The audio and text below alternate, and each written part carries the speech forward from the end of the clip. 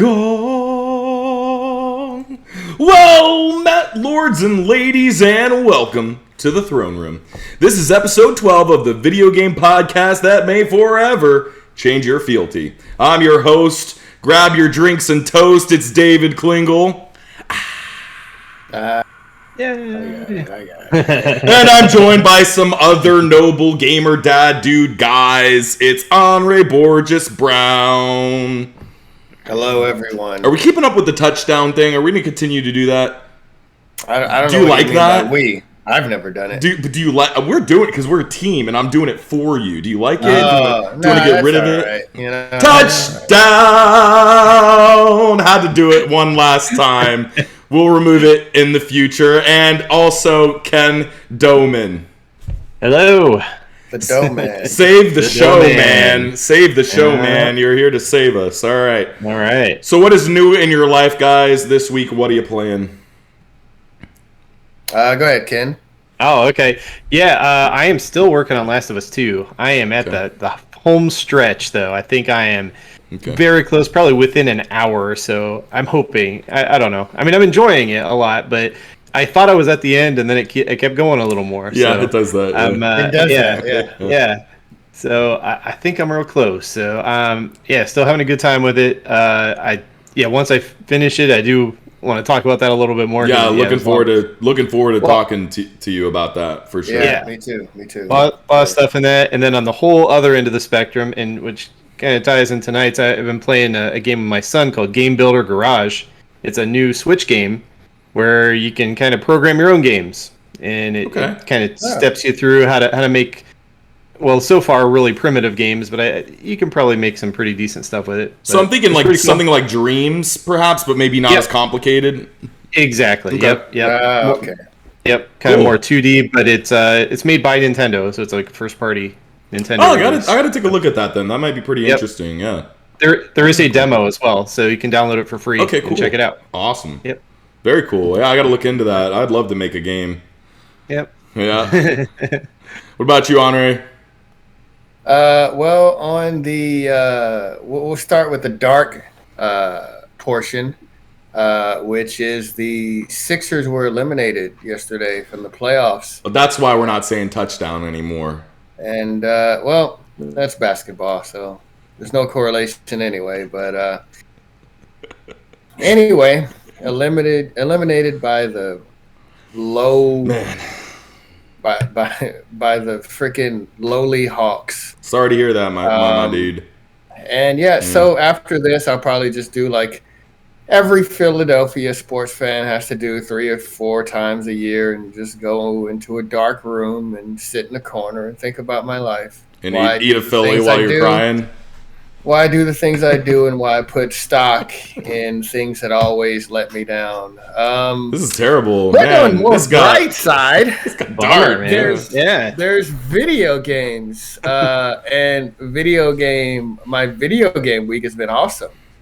Because when I'm not watching my team let my entire city down with terrible turnovers, I am playing Ratchet and Clank, and Ratchet and Clank is awesome. I think I am.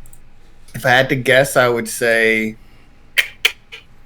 I'm about 75 to 80% finished with the game. I will definitely platinum it. I already got the hardest platinum. It's a missable trophy. So if you are playing Ratchet and Clank, just search for the missable trophy. It's not hard. It's just missable because it's kind of optional and you can't go back and get it. So I'm going to platinum this game shortly after I beat it. I love it. It's very good. And after, last week we talked about Strangers of Paradise, that demo, that Final Fantasy 1 remake by, I think is it Platinum? Team Ninja. Team Ninja. I get those confused. Yeah, Team Ninja, Neo. After that Abysmo trailer, I started to watch. I wanted to play it, and I just want to report, guys. First of all, the demo works again, so that's nice. Okay, that's good. Need that. Yeah, it's always good to have your application working. But it's actually very fun, and I like the combat. it looks way better, feels way better when you're actually playing it than it looked in that trailer. Okay.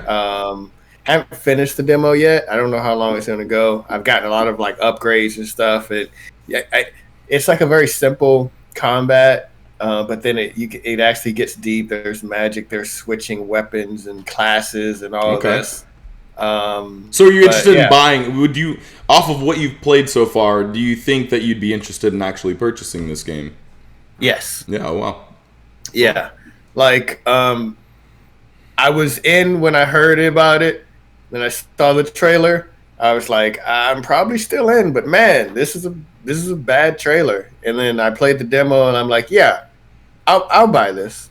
I'll buy this. Okay. You know, I want to know how big the scope is, because like I don't know, like I feel like the demo, it feels like I'm in like whatever Chaos Castle or something. We talked about the demo. It felt like it was like the last stage of this game. You know, it's like, which could be they're just that's the last. They're starting that way because that's how the real story starts. You know, maybe it's the end of something, and kind of like Zelda, where you know the end of the world is happening. Ganon's taking over, and you've got to go back in time to to change things.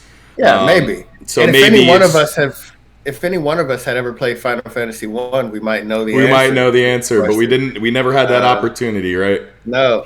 Yeah, not to go back to the demo, but man, they're like, there's the girl who's narrating, who talked to you in the past, who's like, hey, find this guy, and then the guy turns out to be Chaos, and I'm just like, wouldn't that be something you guys want to wait? I know this is a remake, but like a reimagining or something, but like barely anybody knows about the plot of Final Fantasy 1. So it's like, and I think that's maybe why they're doing things the way that they are. I can't question what they're doing right now because I don't have the answers. I didn't play 1. I don't know what 1's about. So I just have to assume that, you don't? No. It's about chaos, David. Okay. I just have to assume chaos and killing chaos and being consumed with chaos. That's chaos. what you know so far. It's mainly about chaos. So far. I'm pretty sure it's about chaos. Now, is it about a character named Chaos or the personification of chaos, or is it both? I think it's all. I think it's about the character named Chaos, the personification of chaos. I think this is where the Chaos Emeralds came from Sonic. I think this is where chaos control comes from. Anyway, I think that this game is in the best hands it can be in. And they're going to try to do the best they can to do justice to the story. It's not like Halo, right, where they're trying to make a new Halo game, but they didn't give it to Bungie. They gave it to 343 Studios. If they're coming out with this new Halo and they said, hey, Bungie's doing it, I'd be sold. I'd be like, okay, that's going to be a good Halo game then. But they're not. 343 Studios is, and that's fine. Well, Bungie separated, so Right. Well, so the point I'm getting at though is it's still in the hands of Square. I'm sure they're gonna give it as much love and attention as it deserves and needs. As long as the only thing that the only reason I bought the demo back up is because like the trailer back up is because the demo and the trailer kind of seem like they're in the same area. If this is I don't know how the scope of this game is, but I know that the systems are deep. Like there's skill trees. There's you play as the one main character, but you have your other guys flanking you. Hopefully in the real game they actually do something, because like they were just watching me get boxed from time to time, and they were just standing there like, he's got it. But yeah, I mean there's different weapons. You did say it's about chaos, and what more chaos can you have than your teammates not being teammates? Am I right? They're just kind of watching there. Yeah, I'm like, come on, guys. Well, ladies and gentlemen, that is all the time we have for you today. I hope you enjoyed this episode about Final Fantasy, whatever. No, anyway, I'm glad to hear it, Anre. I'm looking forward to seeing more about it. To put a bow in it, all I was saying is I like the combat. I like the systems in place. I like everything. I don't know, because I haven't read. I don't know if they talked about it. I just want to know how long it is. If it's a normal-ish action RPG, it's probably a day one buy for me, unless I see something I don't like from between now and then. All right. Okay. Play the demo. It's free. It's Anre Borges Brown. Agent of Chaos. Beat a dead horse. No, man. So glad that you're stoked for it. I'm looking for it. I'll take a closer look now that you've spoken so highly of it. So no, it was good content there. Thanks for that. So for me, you're welcome. So Chaos. for me, yeah, I had a good Father's Day. Hung out with my kiddo. Had a good day just hanging out. He's still too young to do anything with. Of any kind of intellectual capacity, but he's getting there. Yeah. So, but I had a good day hanging out with him. We put together a water table. It's like a little thing that they sit at so that they can play with the water instead of it being your dog's water bowl, because that's fun. So put that together, played with that outside, had some good water fun. So it was a good day. Had steak dinner. I like a good steak dinner. Nice. And I've been playing crab legs, by the way. Crab legs, dude. Yeah. What about if you had steak and crab legs? A little surfing. That would have been nice. Yeah. Mm-hmm. Me too. If we could only have combined our dinners into one and shared, man. I miss those days of us breaking bread together, but hopefully there'll be new days ahead. Yes, and hopefully, Ken, you can break bread with us as well. Love it. We've been I've been playing Red Solstice 2 Survivors. It's a new little PC game launched not too long ago, and I'm really enjoying it. I didn't know what to think of it at first, but I kept looking at it and I was like, that seems like something I'd like to play. And it's basically an RTS, a real-time strategy game, but it's different. It attacks that title in a weird way, I would say. So in a lot of RTSs, like StarCraft, for instance, you're building a base, you're building an army, and you're fighting other armies, pretty much. In Red Solstice 2, which apparently Red Solstice 1 was a bestseller game. It was highly acclaimed. Everyone really loved it. I never heard of it or played it, but in this game, you control just your soldier. And it's up to 8-person co-op. And basically, you're clicking where he's going, but you can also control where he's aiming and shooting. And there's an auto-fire mode, which doesn't do as much damage, but it helps you fire at stuff while you're running away. And basically what you're doing is you're dropped into these maps, and you're completing mission objectives while defending yourself against waves of increasingly difficult hordes of these zombie alien things. It's pretty fun. Really enjoying it. So, check that out if you're a PC person. It's on sale for a few more days, I think. $25 right now. I'm calling these launch sales. I'm seeing a lot of games do this. They're launching with like 10-15% off just to entice people to get into it early, I guess. But no, it's really cool. I'm really having fun with it. And like I said, you can play with up to 7 other friends of yours. So that's pretty cool.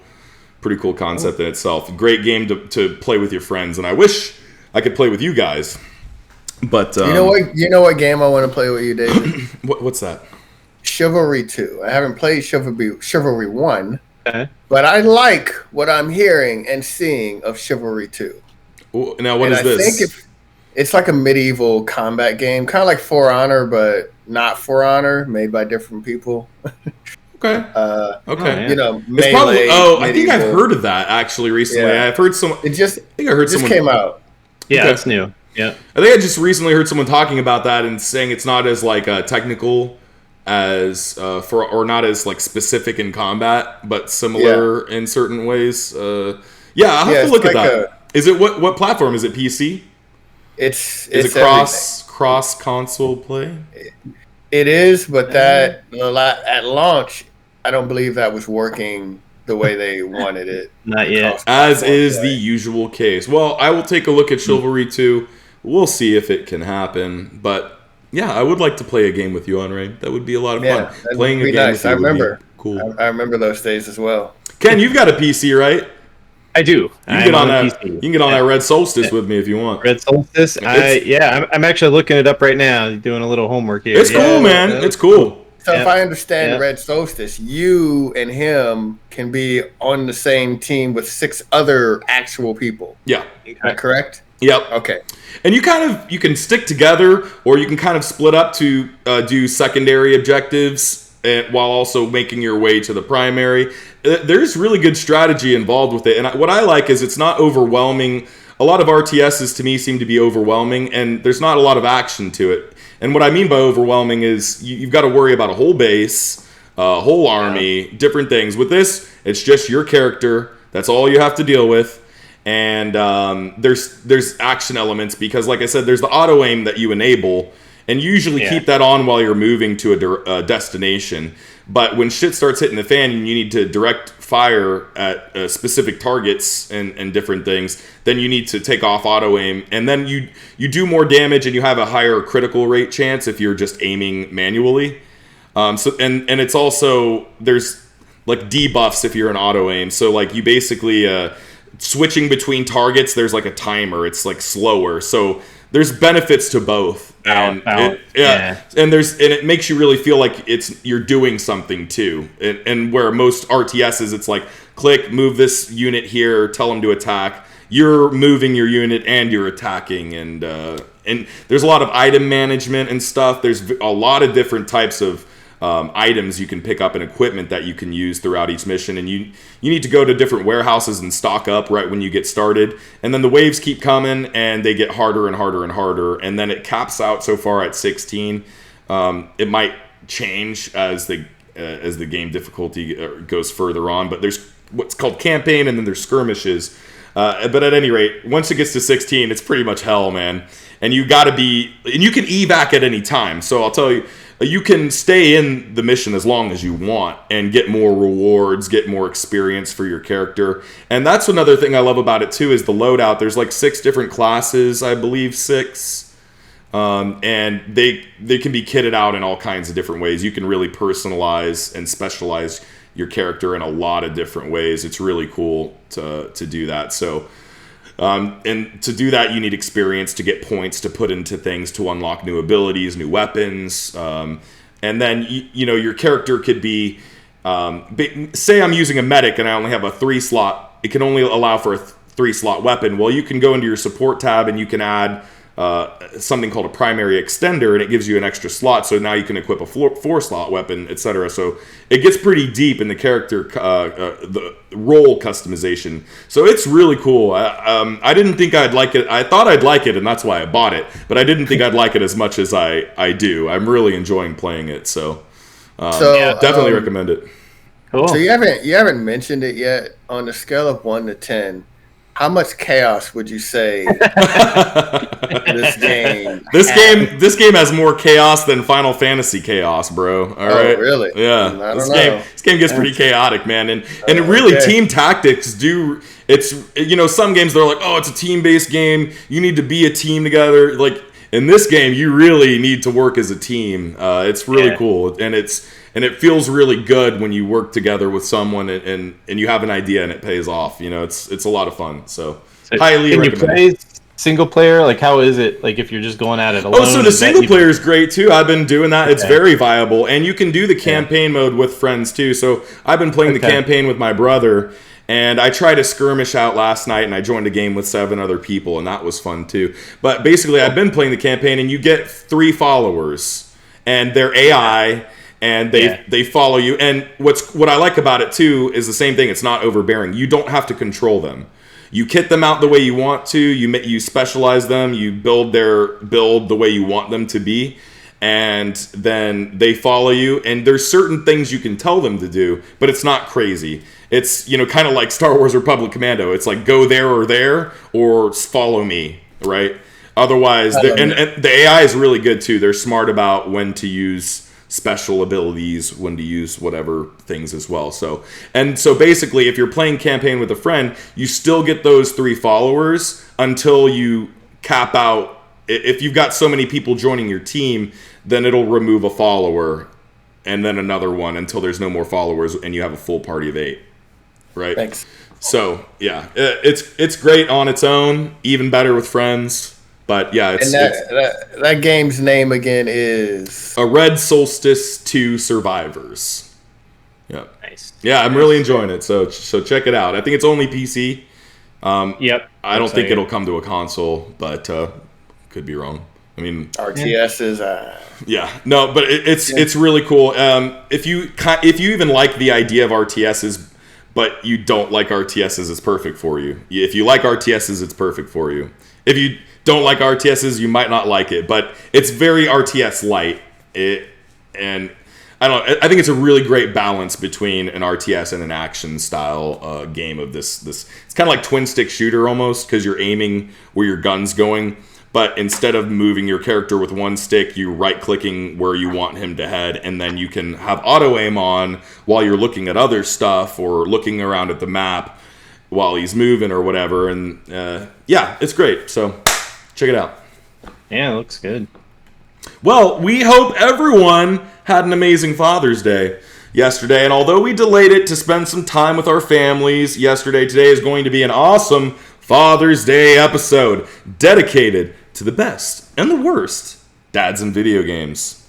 What do you guys think? What do you guys got? You know any dads in video games that you would like to speak highly of, or not? Well, I mean, we could talk about the obvious one, the number one dad, Kratos, right now. Boy, Yeah. Hey, boy. boy, Yeah. boy, Somebody, boy.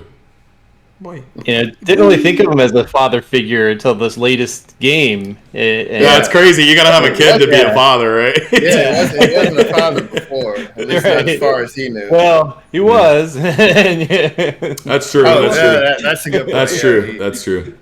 I mean, yeah. Not once you started playing, I guess. Yeah, So it's right. just like every other one of them. They start off really terrible. He started off as a really terrible dad because he didn't even acknowledge his son's existence. No, he had a family. He had a family, man, and he killed them. But at the same time, in a fit of rage, he killed them because he was like under the influence of Ares. Yeah. that was Ares' fault, man. His family's ashes, his Ghosts are like of Sparta. permanently attached to his skin, and that's why his skin is like that. Yeah, but it's not in this Kratos new one, right? I don't remember it Yeah, being it is. It is. ghostly white. Are you sure? Yeah, 100%. I mean, I'll have to take a look again. All right, but the point I'm getting at is his son is older, so he probably had his son before the end of the third game. So even though he wasn't a dad, he was still a dad because his son was probably born at that time. No, Nah. you don't think so? You think he wrapped it up? He killed Zeus, and then he's like, "All right, Settle down. now it's time to put some roots somewhere. Start a family, a different realm or whatever." Okay. And the Norse gods realm, and he started. Yeah, he wanted to kind of leave that life behind. So what did you think of him as a father figure? I mean, okay, so he wasn't really. I mean, he wasn't one. He wasn't one. He killed his family, and then he was just mad about it for like the next 2 games after that. I'd be mad about it too if somebody like manipulated me into killing my family. I agree, Right. but he couldn't act like a father. I think only dealing with that in like 4 games plus a couple PSP spinoffs is actually pretty good timing because it would take me at least 8 games to get over that shit. Yeah. So, All right. But he killed Ares in the first one, right? If I'm not mistaken. Yeah. Yeah. Yeah. He wasn't. Yeah, he wasn't satisfied. He's like, all right, that wasn't enough. I gotta kill all of them. God, they're all. They kept messing with him, man. Yeah. And then he found out later he was Zeus's son. Where was he? It's a whole thing, man. It's a whole thing with him. But yeah, he was much more of a father. I mean, that other than like that, there was like this one ad. Like a live action ad with him and his daughters and everything. It was like very sad. But other than that, yeah, he didn't really become a father until God of War for the PS4. Yeah, but and then how did you feel about that though? Because at the beginning I felt like, I mean, he was there, he was dad, but it wasn't really towards the end that he was a tough dad. Yeah. tough dad. Yeah, I think you see their relationship grow throughout the game. yeah. Because he's like really distant, and it's like he actually kind of gets to know his kid while you're playing the game. Yep. Yeah, Kind of cool. yeah. So, Yeah, and I thought those interactions and even in combat, how those interactions grew was really interesting. It was really smart how they did that. Because throughout the game, your son, what is his name? Atreus? Atreus. Atreus. Yeah. He gets better at combat. He gets more confident. working with you as the game goes on. And I thought that was just really, really smart and an interesting way to take it. Yeah, I agree. The closer they get, the more his strength, he comes into his powers. Not even that. Eventually, and he learns what he is. Eventually, he stops calling him boy too. I just thought about that. He actually starts calling him by his name towards the end there. Yeah, that's a step in the right direction, right? There were a lot of big moments in that. That's when you've become a good father. You're like, man, I'm the shittiest father ever. But then you're like, I started using his name. I'm doing pretty good. He knows he's not the worst father ever because the worst father ever was probably Zeus. Yeah. Zeus. Yeah. Pretty bad. Yeah. So he's like, I got to be good enough to where my son doesn't want to murder me. Yeah. That's true. Yeah. He's already making progress. Even at the beginning of the first game, he's already making progress over Zeus. Yeah, man. Looking forward to this next one, too. I wonder how that's going to be. I've speculated that it's going to shift and maybe you'll start playing as Atreus. I was assuming as time goes on, he gets older and you'll start taking over the mantle as God of War was my assumption. So I'm assuming that my thoughts are in this next game, Atreus is getting older, and Kratos. Really hate saying Atreus. Kratos probably dies, and then in the third game you take up being the God of War as the boy. I would imagine that there won't be a time skip because. Like that last cutscene at the end where Thor comes down or whatever. I think the game will pick up right there. I think it'll be the end of God of War 2. In the end of God of War 2, Kratos was climbing Mount Olympus. And God of War 3 picked up exactly where it left off. Right, and it seems smart to do that in a cinematic manner, but doesn't mean it can't skip after the tutorial mission, Yeah, that's true. That's true. So, I don't know. That's my thoughts, man. Ragnarok coming. Kratos is a-going. Atreus gonna be the new God of War. We'll see. Yeah. I called it now. Bold one. I said it's a bold one. That's worth. Because Kratos is so synonymous with Sony first-party games like that. Yeah, to replace him would be. Yeah. Yeah, he's on a. I think the Mount Rushmore of Sony mascots changes, and I think he's definitely like right now the Mount Rushmore I'd have to say would be Kratos, Spider-Man, Aloy, and Nathan Drake. Yeah. Okay. And I don't know, maybe Ellie. What about Sackboy, man? Oh yeah. Sackboy. Come on, he's Sony's Mario, bro. Not on the Mount Rushmore, but Nah. All right, I wish those games were less floaty. Gotta say the best dad in video game now. All right. Let me guess. Not Joel. No. But let's talk about Joel. Yeah, I like Joel as a dad. He deserves some shine on Father's Day. No, yeah, he's amazing. I think a lot changed between the first and the second game, and we can't talk about all of it because, we can. You've gotten far enough. We can talk about. You've gotten far enough, Ken. I think he's finished with Joel's part. He's done. Been done with Joel a long time ago. I think so. Yep. Yeah. But yeah, not many video game dads who live in a realistic world can say that they chose their daughter or their surrogate daughter possibly over the fate of the world. Yeah. Right. And Joel did. True. Yeah. And I think a lot of dads don't blame him, because I wouldn't have. I tell you what. If we're going to get into it, it was just a chance that it would work.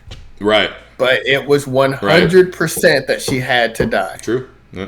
Right. I'm not comfortable with those odds. I know a a lot of people. You know, and especially the beginning of the first game. I mean, he had a daughter, right? And, right. And me being the father that I am now, I've had relationships with daughters and sons that weren't my own, but I treated them like my own. But now, after having my own son, there is nothing more powerful in the world than that bond. And you can try and imitate and do all you want to pretend that that's there, and it can be, but there's nothing in the world like having my own son. So he had that experience. He had a daughter, and he loved her more than anything, and she was taken from him. And then Ellie was an opportunity for him. He's had that bond before. He's had his own kid. He knows what the power of that feeling was, and he pushed it onto Ellie. And I think that's what makes his bond with her so powerful, is that he's already had one of his own. I will say this. Even if Joel isn't the best dad in gaming history, I will go on the record right now.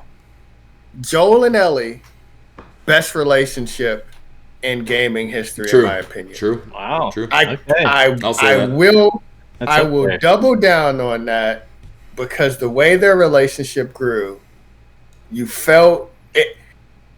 You know, like when players are when characters are in peril in a video game, you know, you don't want them to die. When Joel was in peril in The Last of Us Part 1, or Ellie was in danger, personally, I didn't want them to lose the other. Yeah. Because of how strong that bond was, and how, and you know, I love the fact that it was over multiple seasons. We saw them grow together, and when you replay the game, or when you watch somebody else replay the game, I recently watched Holman replay the early part of the game, and you remember, like, oh man, that's right. Because usually I beat games once. That's it, you know. I have other games. I think I played Last of Us Part 2 3 times consecutively. Wow. I kept increasing the difficulty. But did you platinum it? No, I didn't platinum it. But I would like to, if I could ever get a PlayStation ever again. Yeah, right. Yeah. Some would say 3 times would be enough. But anyway, no, you just remember how their relationship started, even just that, like the small things, the way they used to talk to each other, into the way it evolved by the middle and end of the game, where it was like, you know. Yeah, they don't rush stuff. Like all the beats in the relationship, they feel earned. Like it's like, okay, that scene happened because they earned that. You know, they made it through some tough shit. Exactly. And that's why, you know, a lot of people talk about the Last of Us TV show. I don't think games need to be movies. I don't think they need to be TV shows. But when you have a game like The Last of Us, to me, it can work as a TV show. I don't know how long the season is going to be. I know there'll probably be multiple seasons, but, you know, there's a lot of lore there that you could do. What I thought would be best for this show is, make a Last of Us show. It's in the same universe, but don't use the same characters. And that's what's going to make a good TV show. I would really have liked that. They are not going that route. Yeah. I mean, you can have Joel and Ellie in there, right, as cameos and stuff, and they come into certain aspects of the story. But what really would have made an amazing TV show is that they didn't try to follow the fucking video game. You know, they really need. I agree with you. I agree with you, and really, because as good as like Pedro Pascal and the other girl, I forgot her name, the one who played Lyanna Mormont on Game of Thrones. As good as they are. You know, like Joel and Ellie is you know, I kind of have an idea of what they are, and Ashley Johnson and just what they sound like. I think Troy Baker is Joel, and you know, so I just it's gonna be weird. It's you know, we talked last week about Guardians of the Galaxy, and we've talked before about the Avengers, and this is like that in reverse. You know, it's like, you know, I've been with these characters for hours and hours. But yeah, that's what I was gonna say. Like, I don't think you can do that in a movie. You can't have that relationship over 2 hours, but over 10 hours, you know, maybe a 10 episode season. Yeah, I can see that. You know? Yeah. Plus, Neil is working on it. He's working with them on. Okay. Yeah, he's. No, I think he's like writing it. So that'll be good. Good. Yeah. Well, I look forward to watching it. I think it'll be good either way. It may not be exactly what we want, but I think no matter what, it's going to be a good show. So Yeah. It's on HBO. Is that? I think it's coming to HBO. Oh. Yeah. Oh, HBO. yeah. So what dad were you talking about? My guess was Hades, but I Yeah, don't. he's the best dad ever, man. Best and worst. You know, game starts out, you do multiple runs, and you keep coming back to the House of Hades, and you keep deepening your relationship with all of the characters. But Dad is one of the toughest ones to get through, man. This guy is seriously cold for how hot it is down there, and he doesn't want anything to do. Ironic. Yeah, he doesn't want anything to do with you, Zagreus, his one and only child, who he's lucky to have, actually. So anyway, he's just mad at you. You're not doing enough work. You're not working hard enough. You're not doing your job, and all you're doing is spending your time trying to escape, right? But eventually you please him. And through all your hard work of escaping so many times, he realizes that he has the perfect new job for you as the security expert for escaping. Because if you can escape, then so can other people or souls, whatever. So he starts becoming increasingly nicer to you and just better overall. And the conversations... I don't know if he ever says "I love you, son" or anything, but it gets close, So that was a really cool dad relationship game for me. I thought that was really interesting how they played it. So, really cool.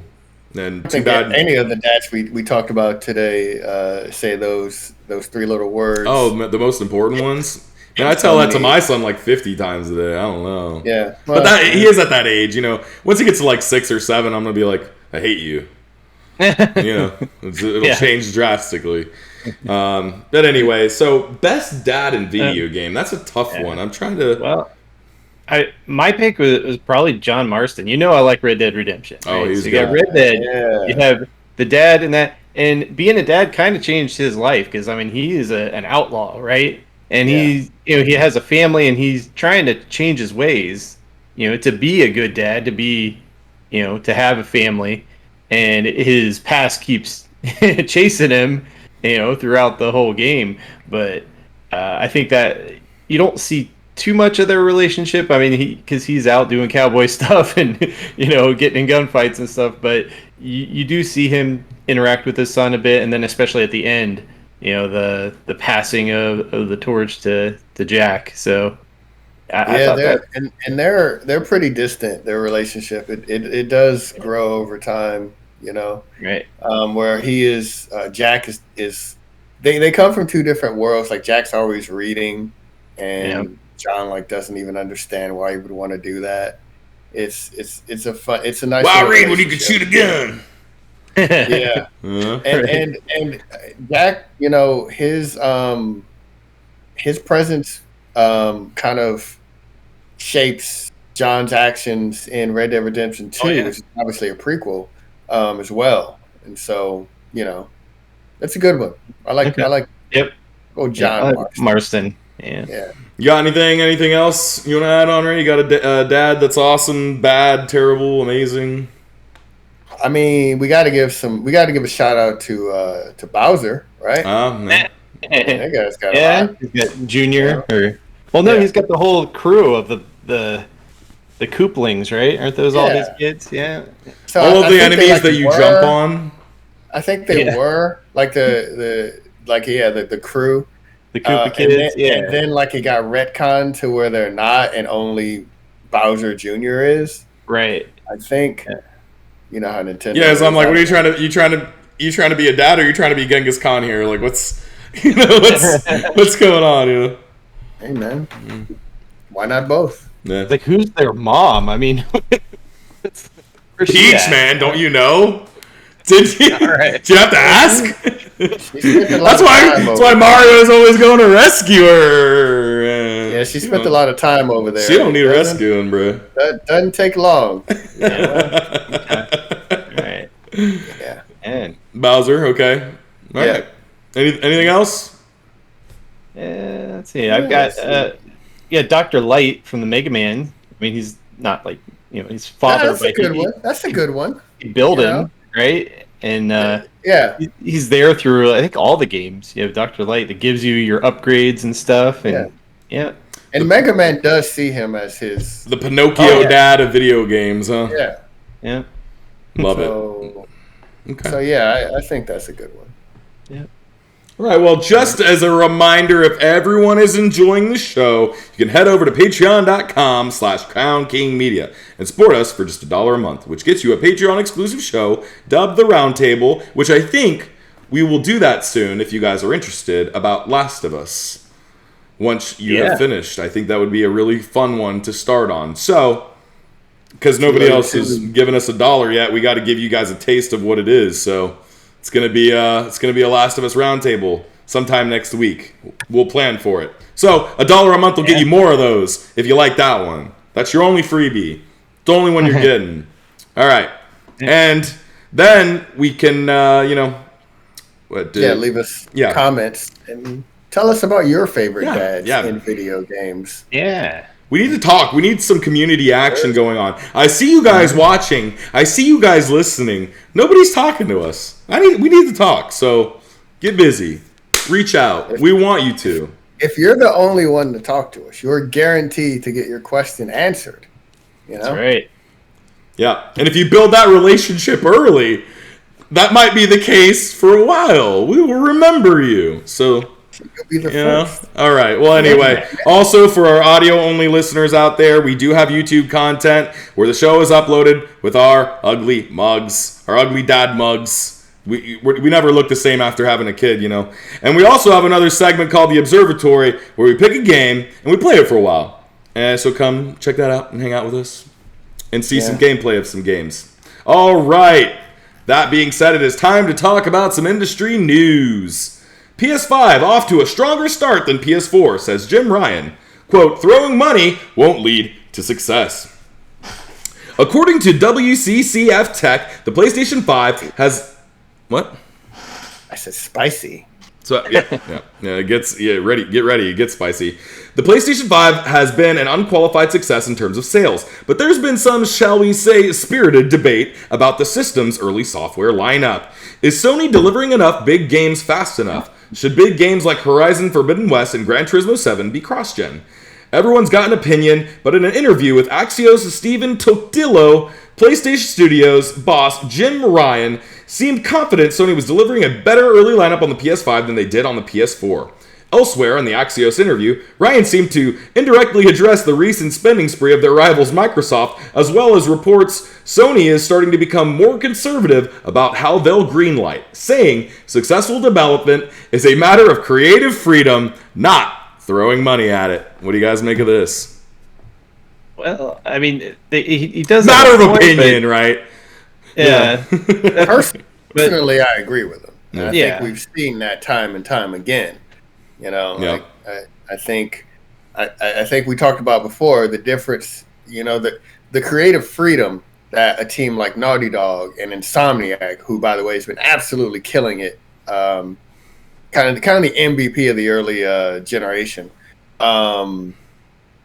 It's not just about the freedom they have to spend all of Sony's money and the blank check, because we've seen some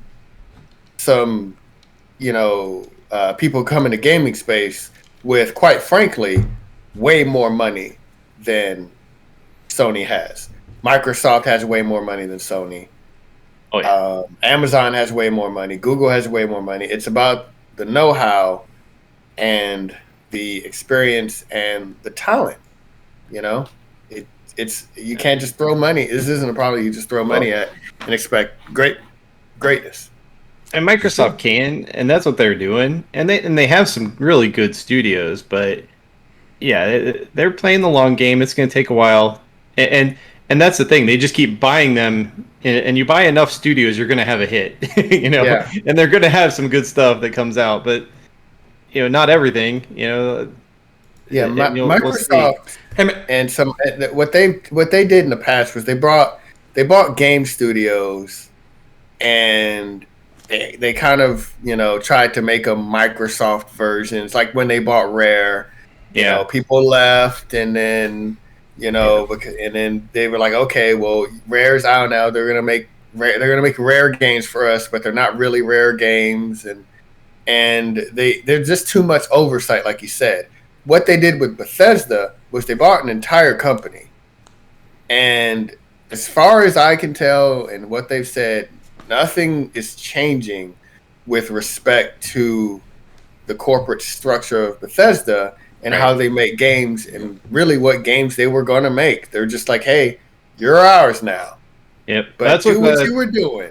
Tim Schafer was saying the same thing. The head of Double Fine. He said that all they have now is just they have more freedom, and they can take their time on stuff, or because they got Microsoft backing them. Yeah. So yeah.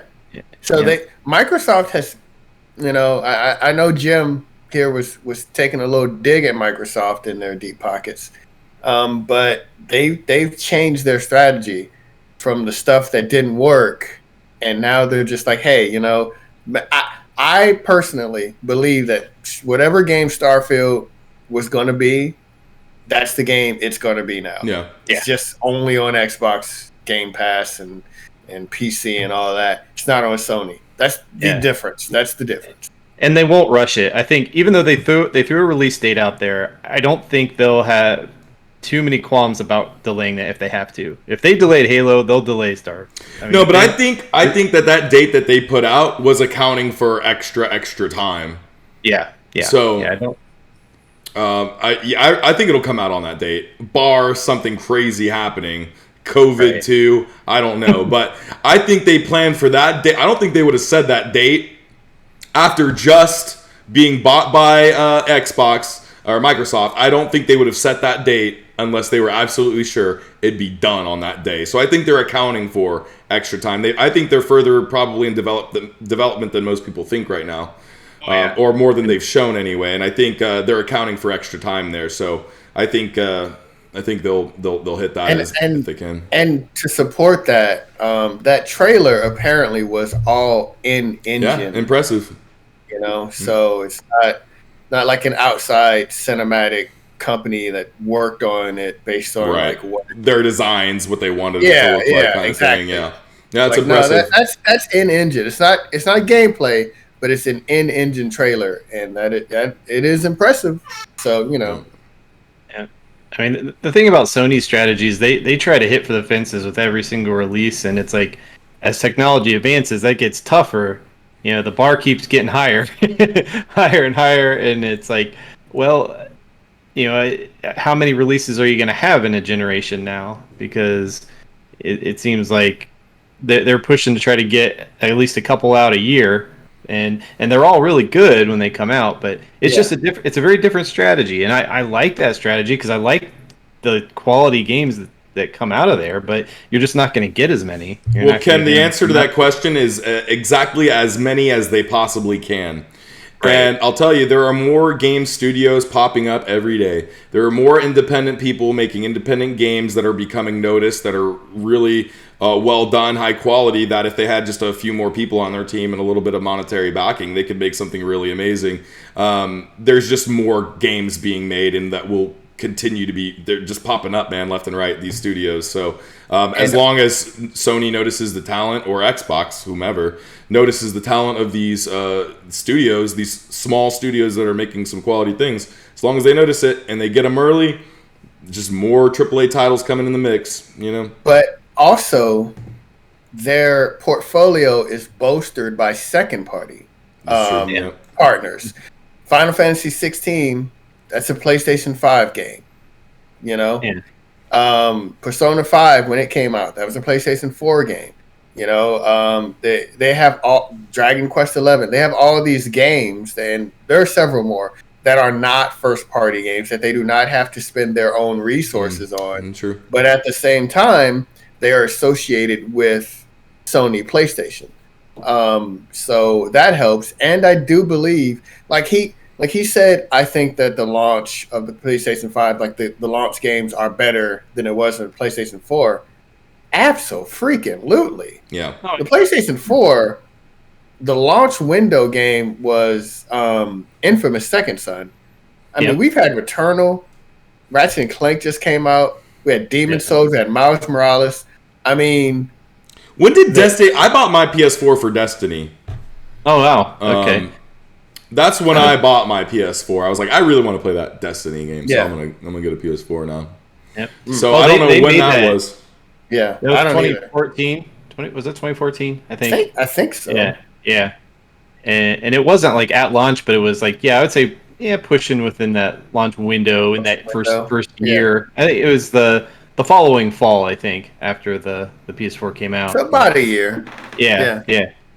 So and that's a multi-platform game, but that's the thing. You bolster it with third-party games like Battlefield 2042, and then Call of Duty obviously is going to come out every year, and then you have your second-party games like Final Fantasy 16, and then you have your games that you make. Your Returnals, your Ratchet and Clanks, your and they've God worked of to get War. their exclusive agreements too, because Sony pushes to get you get exclusive maps on our platform, you exclusive level or weapon or whatever. Because Destiny did that, and I didn't really like that. I thought that was kind of crap. Even though I was playing it on PlayStation, it's like, oh, why? We get different guns that other people don't. But as long as it's not open to crossplay, it's not a problem. But right. when you do open it to crossplay, all of a sudden it's not really fair. I've got the BFG 9000, and you don't. Yeah, exactly. If PlayStation and Xbox fans or gamers are playing with each other, but only PlayStation gamers get a certain type of gun, it's not really fair. No, at all. But only if it's aesthetically, I would say. But I'm talking about like in the case of a gun, it's not going to be an aesthetic difference if we're talking about like a Call of Duty. But so I would have to agree with him when he talks about the launch. I think when you look at it, the launch window is probably the best since PS2. Yeah, I'd agree with that. PS2 had some crazy launch window games. I would have bought a PS5. Well, I was gonna buy a PS5 just for Demon Souls. Was it Demon Souls? Yes. Souls remake. Yeah, I really wanted to play that like day one. Yeah. Shucks. Yeah. It's waiting for you. Don't worry about it. Oh yeah, I'm sure I'll have time when I finally get one to play all of these games. You will beat that game before Elden Ring comes out. Yeah, I'll probably put 400 hours into it before Elden Ring. We'll see. From Software, that being said, is apparently working on a PS5 exclusive project called Velvet Veil. Look at that segue. The rumor claims From Software is working on a PS5 exclusive, which will be a spiritual successor to Bloodborne. The rumored title is codenamed Velvet Veil. The rumor apparently comes from a leaker who has also talked about Sekiro, Deracine, and Elden Ring being open world in the past. Logically, if From Software will release Elden Ring in January 2021, a new title in the early stages of development wouldn't be a surprise. However, all of this is currently a wild speculation, and everyone is currently looking forward to Elden Ring. I think they meant 2022 right there, because it's way past January 2021 right now. But anyway, Project Veil. Not enough information here to really care about, I don't think. What do you know, Anre? You know anything? Well, the leaker has been right in the past. It makes sense to, because there's a rumor that like Sony had like a 3-game deal or whatever with From Software. Okay. That would make sense then. Get it out. Get it over with. We haven't had Bloodborne 2 now, have we? No. So, I do think From Software will make a... Bloodborne 2 will happen. Basically, I believe this. I believe this this game will be made. I believe this rumor. So it's not really much to talk about because, like you said, it's coming out after Elden Ring, which I love the fact that Elden Ring is coming out so quickly. I'm looking forward to it. But yeah, very very exciting. Bloodborne 2 will happen. I just don't know when. I mean, look. So we had. I think it'll be after this game. When did they have a 3-game deal? Because that's the rumor. Well, I don't know. Because then it would have been Bloodborne 1 was a PlayStation exclusive, right? Yeah. So you can only play Bloodborne. Well, I mean, I guess they could put it on PC or something soon. But as of right now, you can only play it on a PlayStation. Dark Souls you could play on PC right now. You could play that elsewhere. PC players are thirsty for Bloodborne, man. Yeah, every time somebody talks about a PlayStation game coming out, man. So they've had Bloodborne and Sekiro. Wasn't Sekiro? No, that came to PC. No, Sekiro was Microsoft as well. So if they have a 3-game exclusive, Elden Ring's just coming to PlayStation, or is it coming to all platforms? Everything. So yeah, I don't know about that. If they have a 3-game deal, then Bloodborne 2 is definitely next. I would say Bloodborne 2 would be after this game. The Veil game. Velvet Veil. And also after the Velvet Veil isn't the name that the game's going to be. It's just the code name for right now. But you think it's going to be after whatever this is. Okay. Yeah, whatever that is. Yeah. Okay. Well, we shall see. We shall see. Bethesda isn't apologizing for Xbox exclusivity. They're just sorry PlayStation fans are sad. In a recent interview with Tamur Hussein, Bethesda's Pete Hines made a headline saying that he was apologizing for Starfield Xbox exclusivity, saying that he played plenty of games on PS5 himself. But as this... Yeah, I'm sure he has one. But as this was spun into further console wars ammo, Hines took to Twitter to clarify he wasn't apologizing for exclusivity. He was trying to say that he was just sorry that PlayStation players are sad about not being able to play Starfield and likely a lot of other future Bethesda games on the console of their choice. Quote, quote, I am not apologizing for exclusivity. I don't have to do anything. Some of our fans are upset or angry, and I'm sorry they are. This isn't wrong or weird. It's acknowledging how they feel. That's it. That's my whole point. Shouldn't even said you're sorry at all, man. Just No, you shouldn't. Because it's like, nobody's sorry that you can't play Spider-Man on Xbox or, whatever. It's like... Here's the thing. I understand what he meant. As soon as I read that, I understand what he meant. I'm like, is he sorry that he's a high-ranking official, but is he sorry that he got millions and millions of dollars from this deal? No. Is he sorry that Microsoft came in and bought Bethesda for 20, 25 times as much as the studio's worth? I don't know. No. It might be a slight exaggeration, but I don't think that studio's worth $1 billion.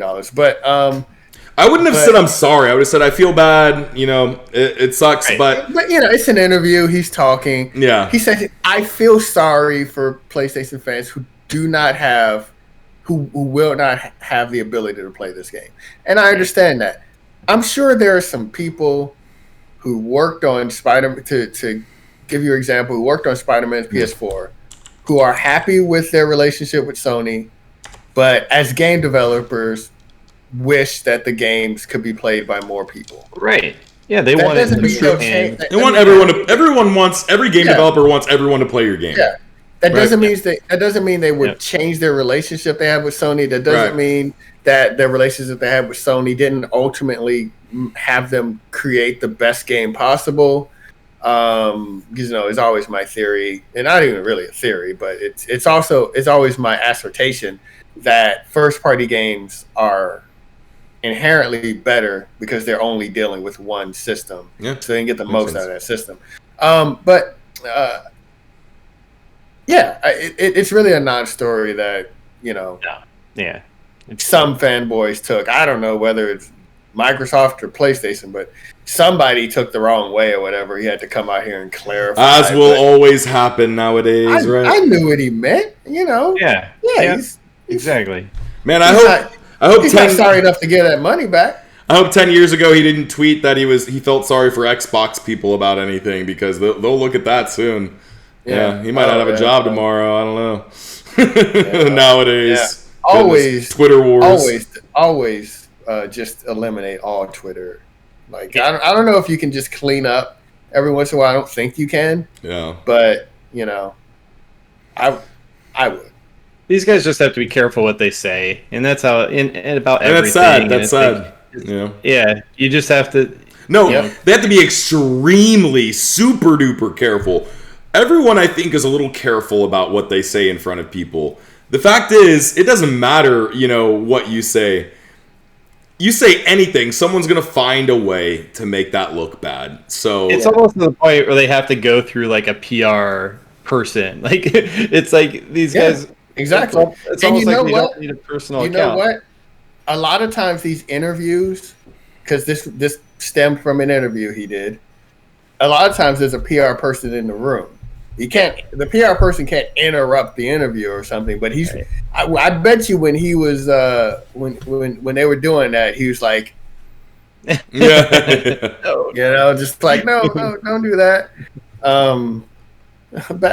Back off on that, man. Calm down. Well, Pete Hines, I am a PlayStation guy, but if you make awesome games, I will get an Xbox to play them. So you're great. Keep doing what you're doing, and maybe Microsoft could help you guys do things better. And real quick, I just want to say, if you're a PlayStation fan, you don't have to pretend like you hate Bethesda and you've always hated their games. If you did and you do because they are bug fest, that's fine.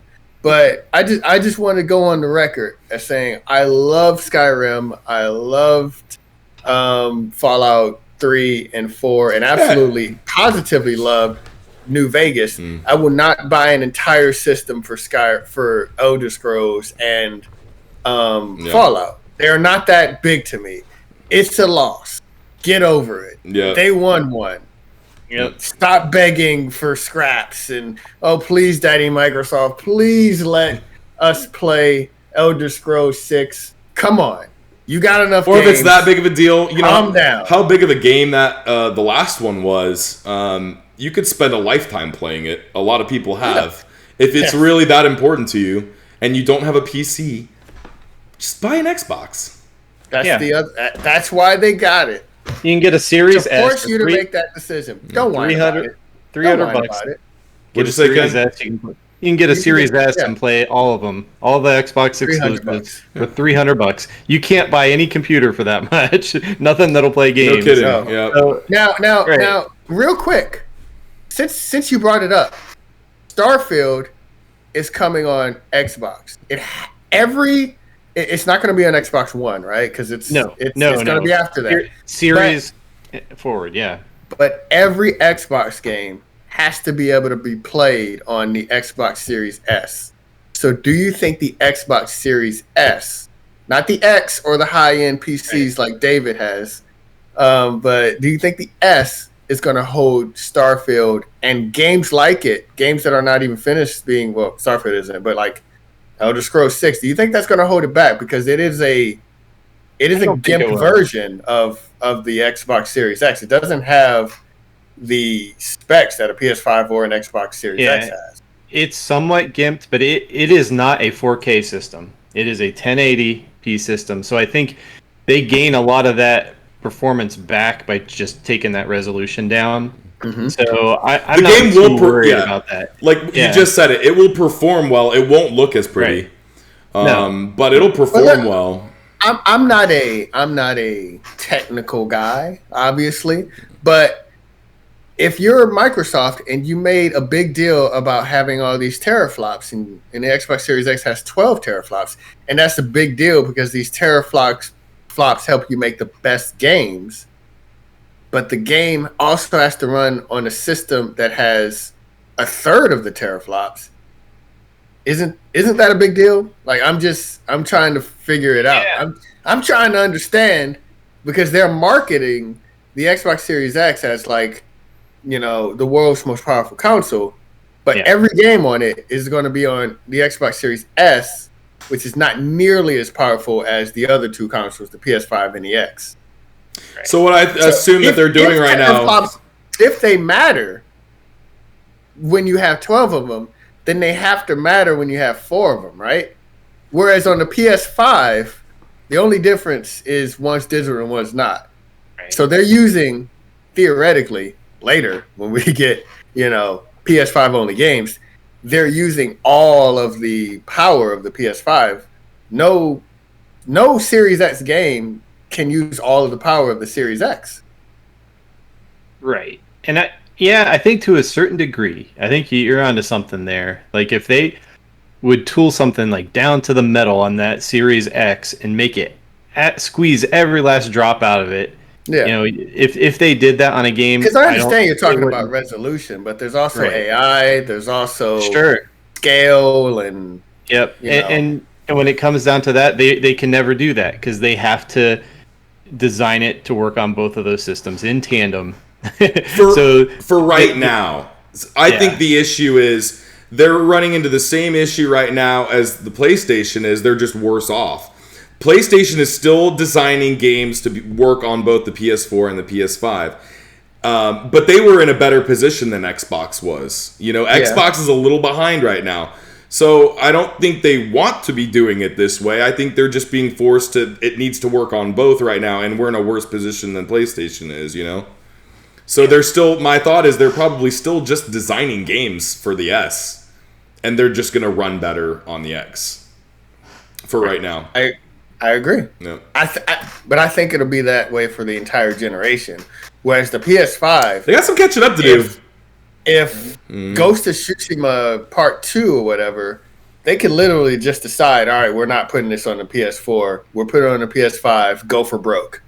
Right, but so the thing is, I think that Bethesda or Microsoft realized this. They realize the position that they're in, and they could be holed until the next generation, and they're trying to get out of that hole right now. And the smartest way they can do that is to get some exclusives on there that they may not look as good as PS5 games, but you can only play it on our console right now, and that's going to keep them coming out of the hole while they get their shit together. Is what I think is happening, and they need to keep getting a few more of those exclusives under their belt to help them with that. But I think that the show looked really good. We talked about E3. Microsoft looked great. But it's going to take this generation for them to come out swinging next generation. So the best thing they can do right now is get some games you can only play here, Yeah.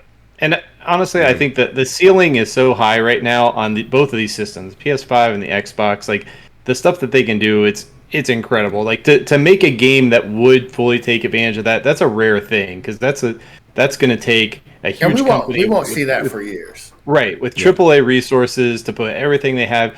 And there's going to be hundreds of other games that, like David is saying, smaller studios that are just popping up, making cool games, because the technology's there to make awesome games that look great, have good AI, all that stuff.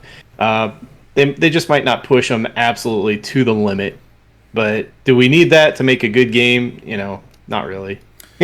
Look, I'm a game artist, and coming out of school, the field of that is saturated. There are way more artists, and not even just artists, even coders, designers, developers. There's way more of this job type than there are studios for. A lot of people are saying, fuck it, let's get together, let's make our own game. And they're coming up with some bangers, So the market is saturated. People are saying, all right, I give up.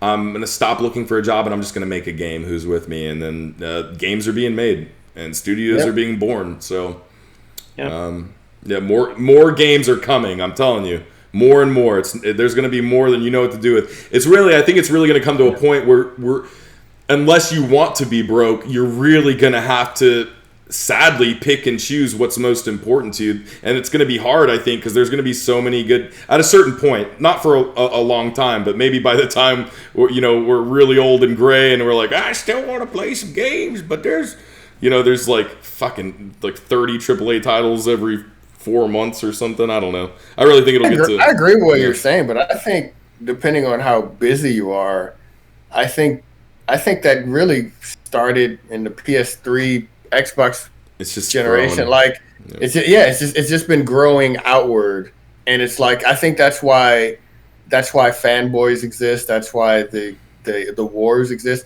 A lot of people said, you read the forums, right, and they're saying, well, I have all systems, you're just broke, you only have one.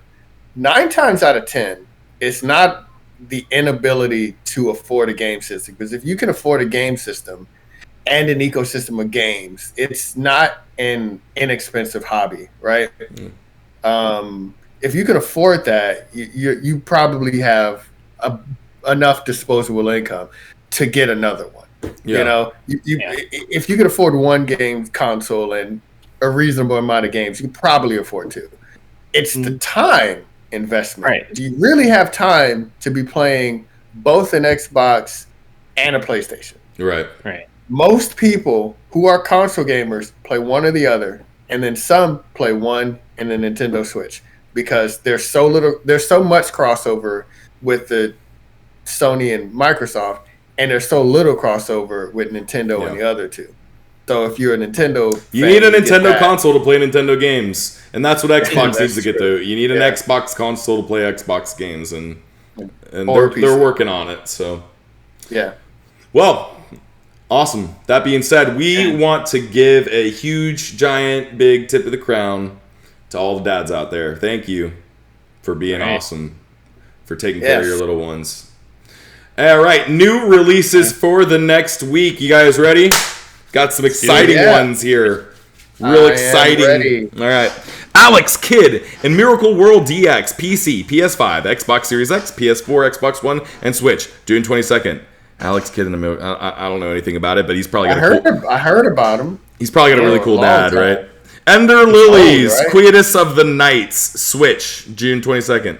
Labyrinth City, Pierre the Maze Detective, June 22nd. Lego Builder's Journey, PC, Switch, June 22nd. Phantom Abyss, PC, June 22nd. All right, here's a good one. Sea of Thieves, Season 3, PC, Xbox Series X, Xbox One, June 22nd. Sea of Thieves is great. It's more Sea of Thieves. Enjoy it. Super Is that with Magbot. Jack? Yeah, I think Sparrow. that's the one with Jack Sparrow. Yeah. Captain Jack Sparrow. Yeah. Yeah, why is the rum always gone? Why is the rum always I don't know. All right. Next up is Super Magbot, PC, Switch, June 22nd. Fallen Knight, PC, June 23rd. Out of Line, PC, June 23rd. Legend of Mana, PC, PS4, Switch, June 24th. I know Legend of Mana. That's supposed to be a really good one, isn't it? Is that yeah. a sequel to Secret of Mana? Like the I think so. Yeah. okay. I have to look into that. All right. Yeah. DreamWorks, Spirit Lucky's Big Adventure, PC, PS4, Xbox One, and Switch, June 25th. Don't know what that is, but that sounds pretty interesting to me. Mario Golf, Super Rush, Switch, June 25th. Yeah. You know what's really great, man? When Mario picks up sports, it's always fun. Yeah. It's great. Yeah. Mario Golf is awesome. I played Mario Tennis. I got that. That's a lot of fun. That's a good, fun little game. So, man, golf. Who'd have thunk it, huh? Mario. That silly guy. He plays everything. All right. And then, okay, here's one I'm really excited for. I've really been looking forward to playing this game for a while, and it's called Scarlet Nexus. And it's on PC, PS5, Xbox Series X, PS4, and Xbox One on the 25th. So only Friday. It's coming up Friday. Yeah, it looks really awesome. It's kind of like Astral Chain. It's an action RPG, anime style. But it's I've been keeping my eye on this one. Brain Punk. You got psionic abilities. And yeah, it looks really great. I'm really excited to jump into that one. So Scarlet Nexus on the 25th. All right, Super Squad PC, June 25th. And last, but certainly not from 10 years ago, Tony Hawk's Pro Skater 1 and 2 on the Switch. You did it! You made it to the Switch. June 25th. No, this game brings a lot of fond memories from my youth playing some Tony Hawk's Pro Skater, trying to get the high scores on Warehouse. Hey, with way that more than 10 amazing years ago. soundtrack. Yeah, probably. Anyway. All right, so this week on Steam, it's the Bandai Namco sale. There's just a lot of Bandai Namco games on there. So if you're a fan of the publisher, and they're great, they've got a lot of great things, go check it out. You'll find something that you want on sale there. There's Souls games, all of them are on sale except for Bloodborne. But Dark Souls, Demon Souls, they're on there and cheap. There's a lot of fighting games. One of our favorite, Dragon Ball Fighter Z. So yeah, just go take a look at that. That game. Yeah. Oh, and as a side note, Horizon Zero Dawn Complete Edition is 40% off. So if you still haven't played that game, it's a must play. Check it out. Epic Store, Overcooked 2 is free right now. Epic Store doesn't really have a lot of deals or things, but they have free games. Free ones, man. Yeah, if you grab them, it's like every month they have another free one. Even more than the month. I think they do one like every week now too, or something. They're smaller Sometimes games. They will. Yeah. No, they've had big ones too. They had like Grand Theft Auto 5. Yeah, I feel like they do like a big game once a month, and then they also throw in some cool little small free ones within that month as well. Overcooked 2. Like Overcooked 2. And those are great. Overcooked's great, so it's free. If you got Epic and you got friends, I don't have any. Then get Overcooked 2 and play it with them. It's a great game. All right, on Switch, we've got the same stuff as last week. Breath of the Wild is $41. Fire Emblem Three Houses $41. Hades is $17. Doom Eternal is $30. Witcher 3 Complete Edition is $35. Mario Rabbids Kingdoms $10. So there's also a lot of other great titles on there. This is one of the biggest Switch sales I've seen in a while, actually. So you go there, you'll probably find something you want on sale. So go check it out. But yeah. Yeah, we talk all the time about how Nintendo does not discount games. They never go on sale. Yeah. Now's the time because it's huge. There's a lot of games on sale right now. A lot of big games. All right, so yeah, go check it out. Go get some Nintendo games on sale finally. Anre, what's the PlayStation got for us? PlayStation doesn't have a lot of new games that are discounted. However, they do have a new discount, the double discount for the PlayStation Plus. So pretty much the same sales that's been going on for like weeks, the same games, but the PlayStation Plus discount you get for all these DLC and all these games and stuff has been doubled, which is wild. I just found that out today, actually looking this up. And check out just the myriad of games that instead of being 20% off or 40% off or 30% off or 60% off. You know how doubling things work. Just go to the PlayStation Store and just check that out because it's pretty awesome. Awesome. All right. I'm going to go do that. Never! Because I don't have a PlayStation to do that with. But you can still buy the games. I am not supporting the tyranny of a company that doesn't allow me to willingly purchase their console Sony with the will, money that I have. We'll see about that. Sony will definitely take your money. You say that, but they haven't. They yet to.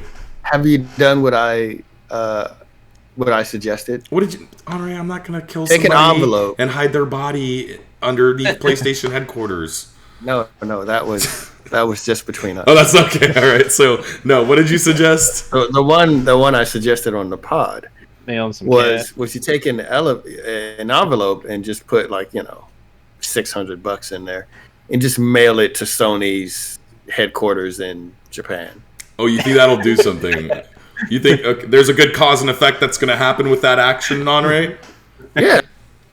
Yeah, an envelope of $6. I don't believe that. I believe whoever's at that mail desk who finds that is going to open that and say, "Oh, $600. I guess I'll go buy a PS5 now." You think the United States Parcel Service that actually do sums it up for today's episode. If you enjoyed it, please like, share, rate, and subscribe, and tell all of your cool friends too. While you're out, and tell if your dad's out there, tell your sons. They want to know. They want to watch this stuff. Yeah. Don't forget.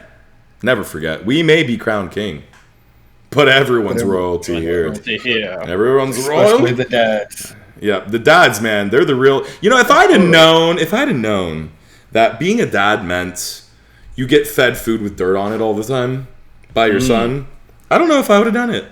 No. I don't know if I would've- I mean, it's not that it tastes. No, it does taste bad. Especially when very it's earthy. surprise dirt, where you're not expecting it, and you already started eating it, and then you're like, "Oh, yeah, hidden dirt." Yeah, right. Dirt on the top is, nice, cute little thing there, but dirt in the middle, dirt in the bottom, dirt on the sides you can't see.